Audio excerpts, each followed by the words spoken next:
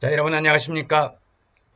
풍요롭고 행복한 은퇴 설계에 있어서 우리가 뭐니 뭐니 해도 경제적인 부를 창출을 해야 됩니다. 그래서 저금리 시대에 부동산에 투자해야 될 것이냐, 주식에 투자해야 될 것이냐, 아니면은 예금에 투자를 해야 될 것이냐, 이런 여러 가지 전략 중에서 본 김영선 박사의 투자 연구소에서는 부동산이 그래도 으뜸이 아닌가 하면서 저금리 시대에 이런 부동산에 투자하라. 그래서 주식보다는 또 예금보다는 뭉지연금과 주택연금을 한번 고려해 보았으면 좋겠다 하는 뜻에서 제 1탄에서는 여러분들에게 그 설명을 드린 것이 저의 소개와 목차 부분에서 이제 여러분들에게 다가오는 고령화 사이 풍요롭게 행복한 설계를 어떻게 해야 될 것인가, 행복한 노후는 연금, 이렇게 해서 제 1탄으로 먼저 보내드렸고요. 오늘 제 2탄에서는 부동산 연금과 케이스 스터디를 말씀을 드리면서 결론을 낼 수 있도록 하겠습니다. 자, 오늘 전에 시간에서 행복한 노후의 여러 가지 연금의 종류도 말씀을 드리고요. 4단계 은퇴 생활도 말씀드렸고, 행복한 은퇴를 하려고 한다면 어떻게 해야 될 것이냐. 그래서 연금의 종류, 국민연금이라든지 공무원연금, 사학연금을 말씀을 드리고요. 이제 제2탄에서는 부동산연금, 부동산연금에서는 방금 말씀드린 대로 주택연금과 농지연금을 집중적으로 여러분들에게 말씀드릴 수 있도록 하겠습니다. 자, 먼저 그러면 정부가 시행하고 있는 부동산 연금 중에서 첫 번째로 행복한 노후를 즐기기 위해서는 주택연금에 가입을 하는 게 좋겠다 하는 것인데, 이 주택연금은 우리 모기지라는 말을 말씀 많이 들어보셨을 겁니다. 주택을 담보로 대출받는 건데, 이 주택연금은 영모기지야. 쉽게 말해서 주택을 담보로 해서 매월 연금을 받는 형태입니다. 자, 그래서 대출이자 상환이었고 주택으로 상환을 하는 것인데, 이러한 주택연금의 도입 배경에는 집은 있지만 소득이 적은 고령층에게 주거 안정과 생활 안정 보장을 목적으로 해서 60세 이상의 고령자에게 주택을 담보로 노후 생활 자금을 지급하는 주택연금, 정부가 시행하고 있다는 거 참고적으로 좀 알아두시고요.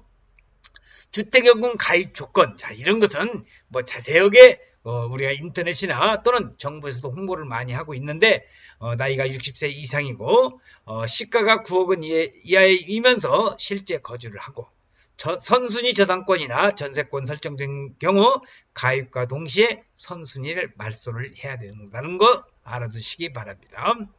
자, 그 다음에 이제 가입 당시 1주택 보유자야 되겠고, 주택의 가격은 한국감정원 및 국민은행 인터넷 시세 감정평가액으로 결정한다는 것 알아두시고, 그러면은 주택연금이 그 장점이 있는데, 장점이 도대체 뭐냐?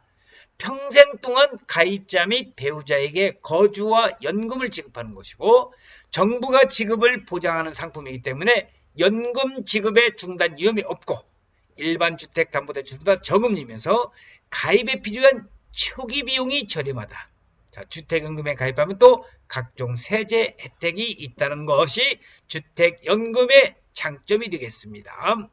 자, 주택연금을 지급받는 방법에는 종신지급 방식, 혼합 방식 또는 우리가 종신지급 방식과 정액형을 선택하는 경우가 있기 때문에, 자, 이런 내용은 여러분들이 정부 시행 부동산 연금 중에 주택연금이라는 것이기 때문에 은행이라든지 또는 주택연금공사에 가시면은 이런 내용이 상세히 설명이 되어 있기 때문에 저희 내용은 개괄적으로만 말씀을 드리겠습니다. 자, 그러면 주택연금의 효과가 무엇일까? 고령자의 복지 향상과 노후의 소득을 보존수단, 또 사회 전체적인 측면에서 고령층의 유동성 증가를 통한 소비 촉진 등이라는 것을 참고적으로 알아두시면 좋겠습니다. 자, 주택연금의 향후 과제입니다. 자녀들이 반대를 많이 한다. 자녀들이 반대는 이유는 딱 이거죠. 아까 제가 1탄에서도 말씀드렸다시피 자식들의 100세 시대를 사는 데 있어서 가장 장애물이다. 이런 말씀 드리는데 자녀들이 이런 생각을 갖고 있다는 겁니다. 무슨 얘기냐? 내가 우리 부모님이 이 아파트 가지고 있는 이 주택 9억 이하짜리 아파트를 가지고 있었는데 이걸 주택연금에 가입을 해서 벌써부터 따복따복 꽃감 빼먹듯이 빼먹고 있기 때문에 나중에 부모님이 돌아가시면은 그게 다 자기 차지가 될 텐데 벌써 부모님이 쓰고 있다. 이게 번 아파트가 집이 누구 건데 자녀들이 그만큼 반대를 한다는 겁니다. 제가 이 말씀을 드리면은요 무슨 얘기를 하냐면은 네 자식은 그럴지 몰라도 내 자식은 절대 그럴 일이 없다. 천만의 말씀. 아까 1탄에서 말씀드렸다시피 그 자식이 더 오는 겁니다. 자, 그래서 주택연금이 자녀들의 반대에 드는 여러 가지 내용을 좀 우리가 불식시켜야 되겠고요. 한국주택금융공사에서 자 이것을 정부가 시행하는 것을 다 총괄해서 맡고 있기 때문에 상담과 심사를 거쳐서 보증서를 발급한다는 거. 주택연금 참 좋은 제도입니다. 주택연금과 농지연금 지금 정부에서 손해를 보면서 주고 있거든요. 손해를 보면서 하는데도 불구하고 그렇게 가입률이 많지는 않다는데 최근 들어서는 많은 사람들이 이런 것을 인식을 하고 가입을 하고 있다는 소식을 들었습니다만은 자 주택연금을 말씀드리고 주택연금의 사례입니다. 은퇴자 스스로 생활비를 준다는 건데 30년간 대기업에서 일하다가 퇴직한 김모 씨 5억 5천만 원의 아파트 담보주택 연금을 했는데 평생을 고집해서 장만한 집을 날려버리려고 하느냐? 좀 안다는 사람들이 지인들이 이렇게 반대를 한다는 겁니다. 자녀들은 부모님의 안정적인 노후가 먼저라며 선뜻 찬성을 했지만 반대하는 사람도 아까 많다고 그랬죠. 그래서 69세인 퇴직한 이 김모 씨는 매달 주택연금 195만 원에 국민연금 74만 원, 개인연금, 연금보험 해서 320만 원으로 어느 정도 노후를 편안하게 즐길 수 있다는 그런 케이스 스터디를 말씀을 드리는 거고요. 자, 집값 더 떨어지기 전에 가입을 해주는 또 사례가 있는데 시간 관계상 넘어가고 있고요. 자, 정부 시행에서 주택연금 사례를 말씀을 드리고 재산 상속 의견을 조선일보에서 물어봤던 그런 기약이 있는데 재산 상속 의향이 있으십니까? 하고 물어봤는데 나를 위해 쓰다가 남으면 물려주겠다. 36% 이렇게 해서 갈수록 이제 상속 의향이 없는 이유도 많이 나타난다는 것을 여러분들이 이 그림 사파로서 참조해 주시면 되겠습니다. 자, 그 다음에 제가 오늘 중점적으로 강의할 농지연금이 되겠습니다. 부부 모두 65세 이상이면서 영농경력 5년 이상입니다. 소유농지 총 면적이 3만 평방미터 이하. 자격이 있어요. 조건이 있어요. 그래서 이 농지연금은 아주 좋은 제도인데도 불구하고 이 65세 된 어르신들이라든지 또는 자식들이 이 농지연금에 들어갔다가 정부에서 농지를 다 뺏어가려고 하는 것이다. 그런 허무맹랑한 사고방식이 아직도 많이 갖고 있는 것이 답답할 들인데 자 지급 방식은 생존하는 동안 매월 지급하는 종신형이 있고요. 일정 기간 동안 매월 지급하는 기간형이 있습니다. 담보농지의 저당권 등 제한물권을 설정하는 행위는 제한하고 있고요. 자 농지연금에서 이제 연금도 승계가 되고 여기서 월 얼마씩 받느냐 상세한 내용은 이제 여러분들이 나이에 따라서 서로가 틀리기 때문에 농어촌공사에서 관할을 하기 때문에 아주 상세하게 농어촌공사에서 가르쳐 주기 때문에 거기에 대한 상세한 설명은 그걸 참조하시길 바라면서 저는 간단 요약하게만 말씀을 드리겠습니다. 자 농지연금 사례입니다. 자 아무리 바쁘더라도 하나 사례 들어가기 전에 월 추정이 65세인 사람이 농지를 2억 원짜리를 맡겼을 경우에 65만 원 월 70세가 맡겼을 경우는 농지 2억 원일 때는 77만 원. 그럼 75세일 때는 농지 2억 원을 맡겼을 경우는 월 93만 원. 80세일 경우는 115만 원씩 이렇게 매월 지급되는 금액이 있다는 거 참고적으로 알아두시면서요.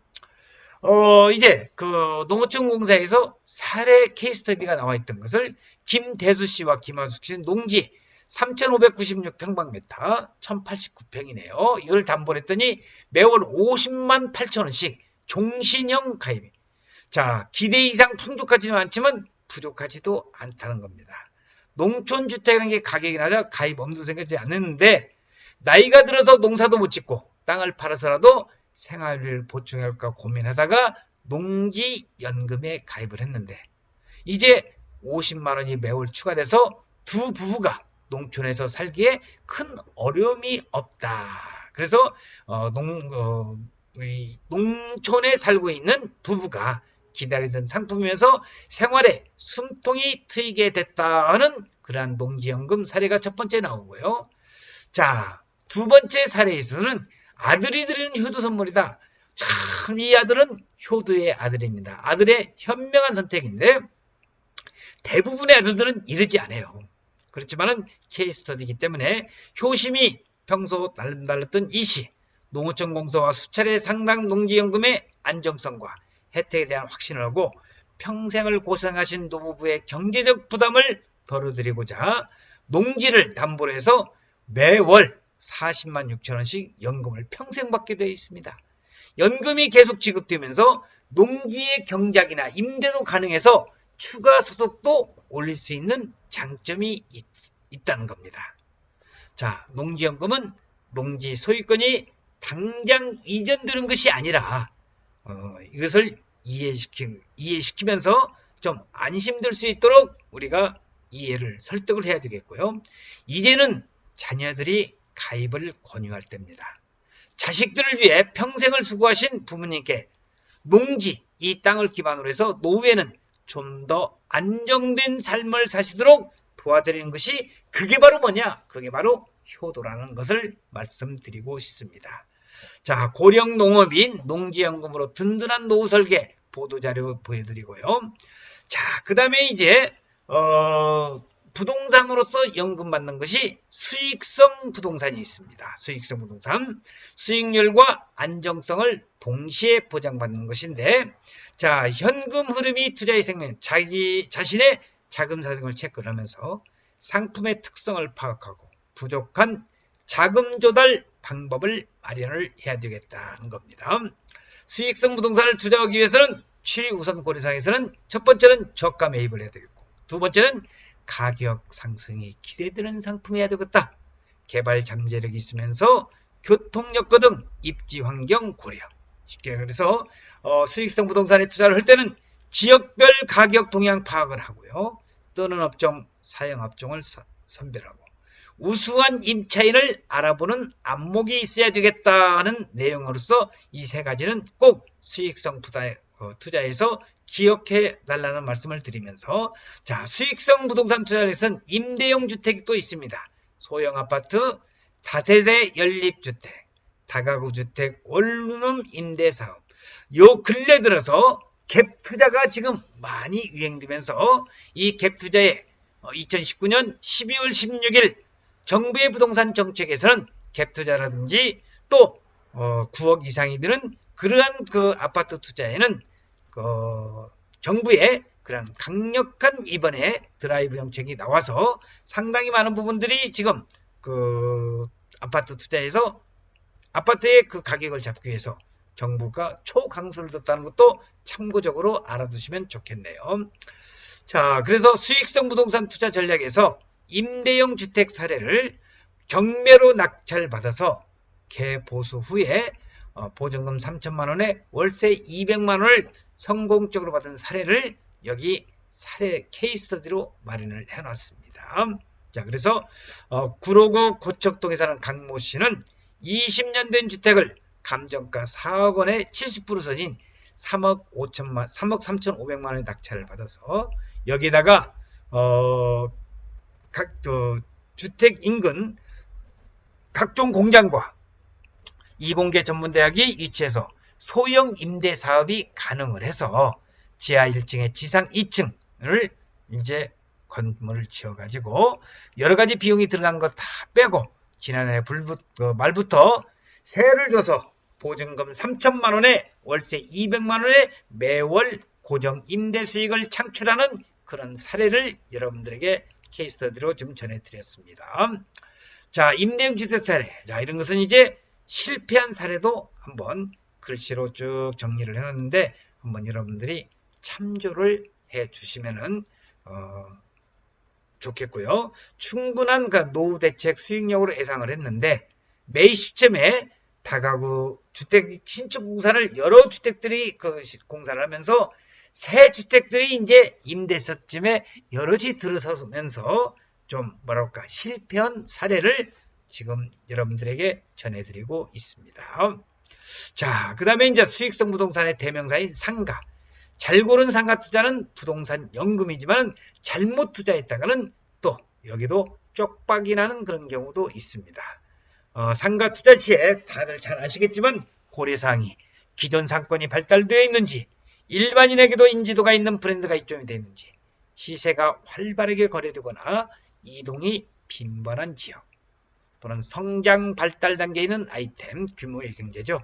운영의 노하우가 있는 시행자인지 자, 이런 상가 투자 고려를 해봐야 된다는 내용을 말씀을 드렸습니다.